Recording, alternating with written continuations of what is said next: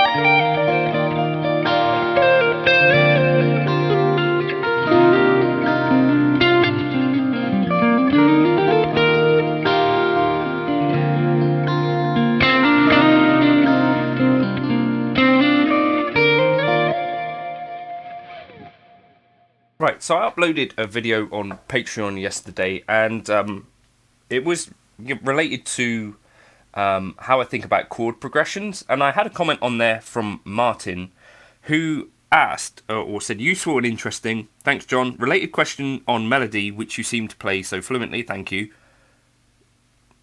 Never compliment me. Do you, one, mostly think about it by reference to the key of the song and associated scale?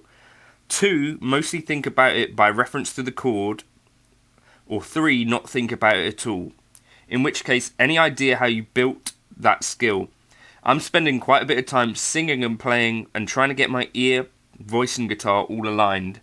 It's not easy, but seems like a useful approach for me. So I think that's a really good question. So I can answer it from my point of view. So I guess what we go, are we thinking about it by reference to the key of the song and associated scale, or reference to the chord, or not think about it at all? So I think it's actually a mixture of all three of those things. So the ability, which generally when I'm playing, I'm in zone 3, which is where I'm trying to rely mostly kind of on instinct, and I guess that's like the goal with improvisation in a lot of cases, that you want to be kind of thinking about it less and less and less, right? You can only really get there by quite a lot of, certainly the first example, which, so I think what's most important of all when thinking about this kind of improvising, say I'm improvising in G, what needs to be really, really clear to me is that the context of G major, i.e. how I know G major all over the neck, needs to kind of line up for my improvisation to be kind of fluent, right? Or you need to be able to mask kind of deficiencies pretty well, which I guess in some contexts can work really well. So like if you, for instance, you know, a lot of blues players might jump between a few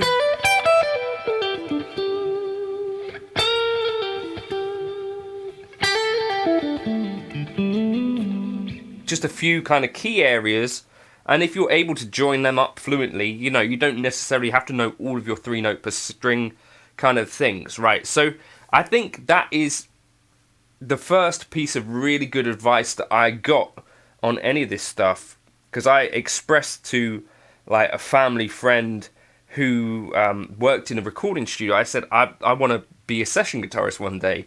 And, you know, was kind of looking for some advice or something like that. And what they said was, make sure you can play in every key, or learn your scales is a thing you might hear people say. I think for most contexts, just knowing how to play in every major scale key essentially will get you a long way. Is my advice on this. So, you've probably got a bunch of keys that you're quite familiar to playing, but if you were to come across a song like in A flat major,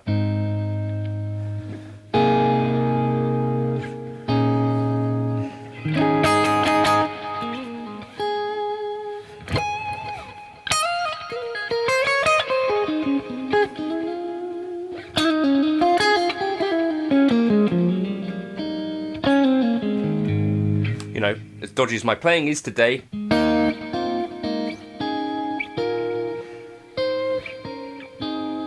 I can instinctually on the guitar play in A flat major pretty comfortably, because I spent a lot of time kind of just finding records that are in different keys. And you might do this, you might stick on a Coldplay album, you might stick on just to find a thing and skip through tracks. I guess Spotify would be more, a thing to do these days, and find keys that you're not familiar with playing in, and start to kind of figure that sort of stuff out. So, of course, what can really give you, and I guess this is the stage before that, is knowing your kind of scale shapes that you're going to be using. For me personally, I think I started off with like the major scale sort of in this kind of manner.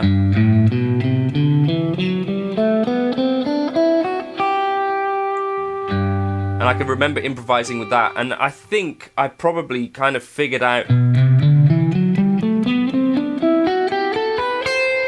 a couple of places to play it over the neck. And I think that was probably a big part of what my improvisation would look like for a while, right? Where if I was playing in G major, there would be a couple of places on the neck where I could play it with some confidence.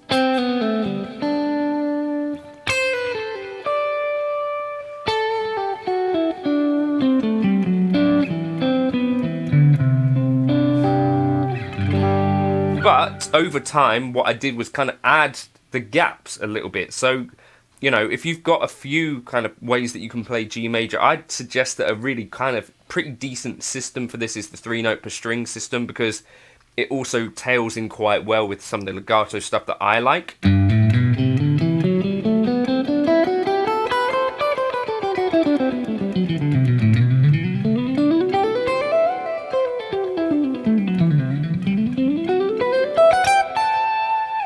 And figure out these 3-note per string shapes, and these are what I kind of think of as rails, and I know this is not how everyone is going to think about this, but that kind of sits in the back of my mind as the available kind of notes in G major, and that's kind of what I'm dealing with when I'm instinctually playing through these things. And it doesn't matter to me too much what key I'm playing in. I'm pretty confident if a thing's in major scale stuff, you see me all the time, potentially improvising in E flat minor or G flat major.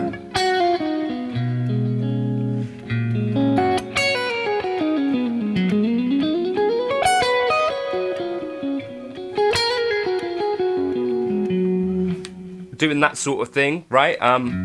That was a thing that I deliberately tried to do, to find keys that were, or songs that were in these kind of between fret kind of keys. So like F, you might be pretty comfortable with. G, you might be comfortable with. A, probably. B, maybe. D flat, starting to get a little less comfortable because we're normally playing in C or D. But these between keys like G flat major, A flat major, D flat major, E flat major. The uncommon keys were things that I would actively kind of seek out and just improvise with them. I can remember doing that. This idea of playing and the chords being crucial and targeting sort of intervals of a chord, I don't think is necessarily a thing that I was doing very early on, and I still don't think it's much of what I'm doing. I think I rely quite a lot on ear and instinct still, especially with pop music, where I can just instinctually hear chords kind of passing, and I guess that's something that I'm going to be talked about earlier today with the chord progression stuff. But a lot of my time on guitar growing up was spent kind of just learning or trying to figure out stuff by ear. And I think this is a really crucial part, that ear training per se, I don't think is necessarily as essential for guitar players as it's kind of like finger training. So there's things that my fingers will do before my ear has necessarily caught up with an idea. So like I can follow a melody, and this is something that I'd suggest that you might want to start trying to do, working stuff out on the fly. So I can follow a melody quicker than I can compute what is happening in my head, if that makes sense. So if I, don't know, played...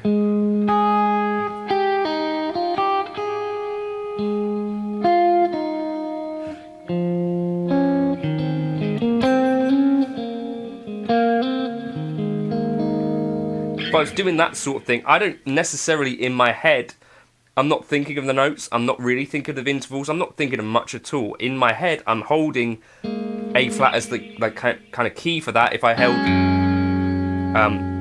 G flat here, I'm kind of listening for...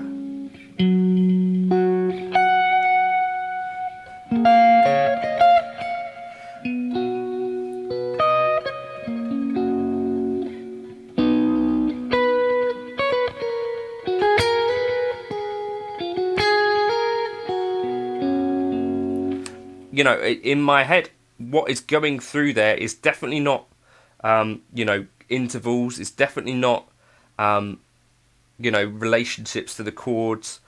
All it is kind of just following my instinct. And because I guess a bit of luck with this and a bit of having done it for years, it kind of generally falls out okay. And because I have a good grasp of what each major scale looks like over the neck, I can be relatively confident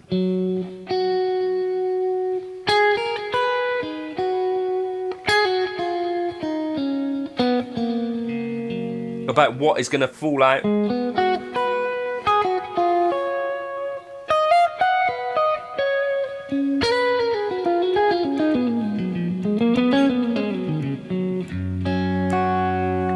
And then from there, I think jazz is the thing that I kind of practiced a lot, where actually being more aware of the chord relationship, the chord degrees, kind of mattered a bit more, because it's a little bit more difficult to kind of instinct your way through jazz. So then kind of starting to think about, well, if I know what the chord changes are, track where the third is going. So if we had like Donnelly, like that second chord, B flat, and then B flat minor. So kind of aiming to target for the third, I think, is actually quite a good general principle. Targeting the root, not so much, because that's not going to sound like you've got the heart of the chord. The third will. If you target the third correctly of whatever the chord changes are, that is where it sounds like you're playing the changes. It's not so much the root, it's not so much the fifth. You don't necessarily need to worry about those too much. So make sure you know the scale. And I kind of tried to talk to my mum about this, because she is more kind of improvising. She played saxophone in church and stuff, and she was wanting to get more into this stuff. Very instinct-based player, and she would kind of just jump in and play, which is a great thing, but sometimes she would jump in and play without really having figured out what the scale was. And I kind of always tried to say to her, like, just play through the scale first and figure out, you know, is this song in A major or G major and that sort of thing. And if you know what that scale lines up like over the neck, your improvisation is actually probably, as long as you can stay within those lines, essentially. And people ask me about outside playing. I don't think outside playing is nearly as useful as we give it attention. I think playing inside and playing things that sound like you know what key you're in.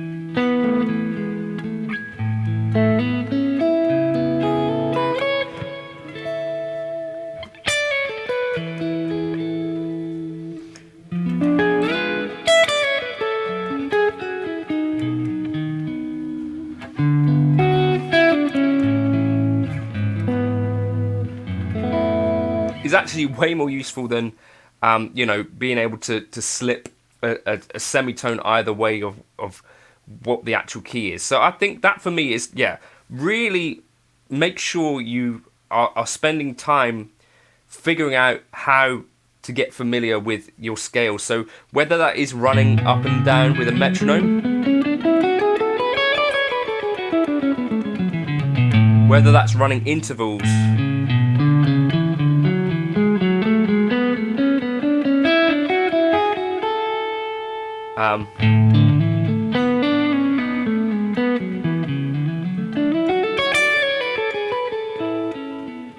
and specifically targeting places that you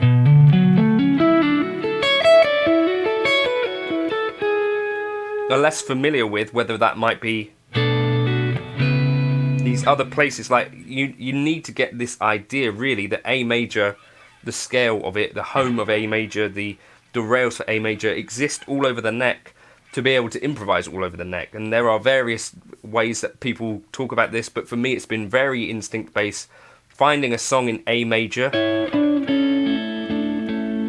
trying to play it,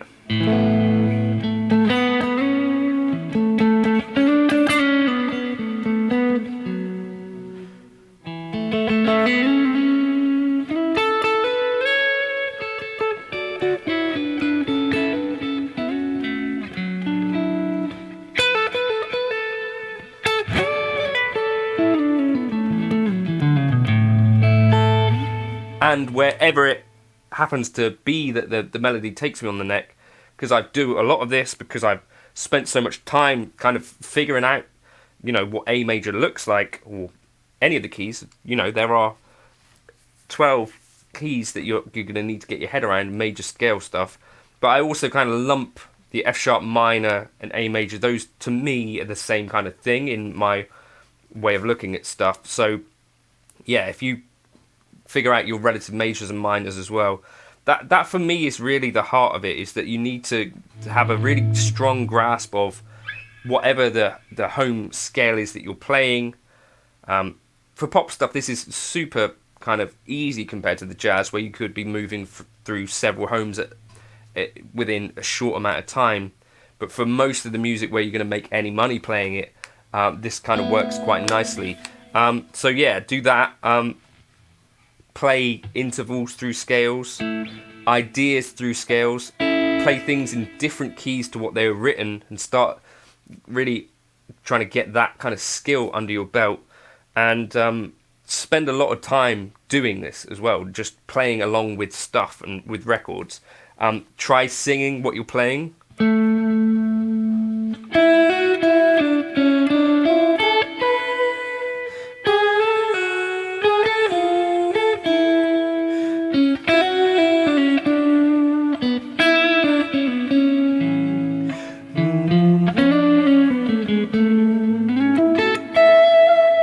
Run out of voice, but that sort of stuff is really good practice, Martin.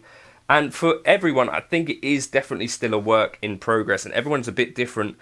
If you listen to guys like Tom Quell and David Beebe, I think they've got more of an interval based approach, and you could check out that. If you find you're not necessarily the most instinct based player, that's fine. I think this kind of works quite nicely for me, because I had kind of piano lessons growing up. I had classical kind of ear training. What this is about for me is not about ear training, it's more about just following instinct, and I feel your instincts get better the better you know the scale, essentially, is kind of my advice on that. And definitely working on all of this stuff all the time, but essentially just keep it super related to music. For me, like chord training apps and ear training apps have not been a key part of my practice. Just playing music has is I guess for me that's how it has worked. I'm not saying that might be the best thing for anyone else, but in terms of systems and stuff like that, I'm not someone who subscribes to any of that. So this is kind of my bad advice on this, I guess. Just be playing music, be trying to figure out melodies. Anything that you hear on a record is ripe to being figured out, and you figuring out how you would play it on a fretboard. Anything can be moved to another key. every key is vital. Every major key is vital to be comfortable playing in. And I think that gives you a good kind of bedrock for this stuff and being able to work out what a key is. I don't know if that's useful at all. It's a tricky subject for me to talk about, but hopefully that is somewhat helpful. I could try and be more elaborate and say that I've had less. I didn't have guitar lessons, so this is why it's a bit weird for me. But that's how I'm thinking about stuff generally. You know, I'm trusting my instinct based on point one, which is mostly have a really firm understanding of the major scales and work on things like figuring out chord progressions by ear. All of the stuff that people tell you should do. Basically, when I was younger, I did it. If you've got other questions, Patreon's a really good place to ask me, and I'm trying to put together videos that are somewhat illustrative of my approach, if that helps at all. And backing tracks are always going up on Patreon, and that for me would have been the sort of resource that I would have been quite hot on, because, you know, I write out what key my backing tracks are in, and, you know, then you can kind of do the rest of the work from there, if that makes sense, and try and, you know, improvise along with them. And I guess also Julian Large talked about improvising along with your favourite players. So if you're someone who watches my videos, have a guitar in hand and kind of play along and try and figure out bits as you go. I used to do a lot of that with like Thin Lizzy and Gary Moore too.